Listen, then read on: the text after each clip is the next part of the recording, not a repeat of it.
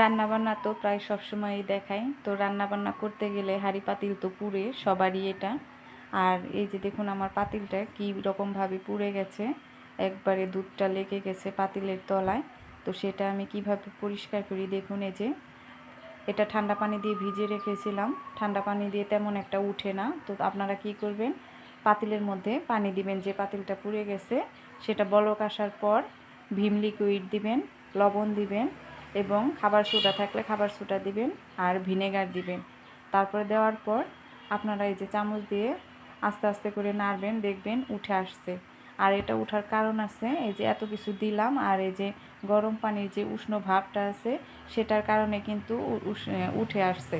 আর ঠান্ডা পানি দিয়ে ভিজিয়ে রাখলে এই সেটা করে কি দরকচে ধরে যায়, তো তখন ভালোভাবে উঠতে চায় না। তারপরে এই তো যতটুকু উঠার উঠছে, তারপরে এটা আমি এই যে মাজুনি দিয়ে আর ছাই অথবা বালি দিয়ে একটু ডলা দিবেন, দেখবেন সাথে সাথে এটা পরিষ্কার হয়ে গেছে। এই যে দেখুন আমি বালি আর ছাই দিয়ে মাজুনি দিয়ে একটু ডলা দিয়েছি, আর পাতিলটা কি সুন্দর আয়নার মতো ঝকঝকে পরিষ্কার হয়েছে, আর একটুও পোড়া দাগ কিন্তু লেগে নেই। তো এই টিপসটা আপনারা ফলো করলে খুব উপকার পাবেন। আজকের মতো ভিডিও এটুকুই, ভালো থাকবেন সবাই, আল্লাহ হাফেজ।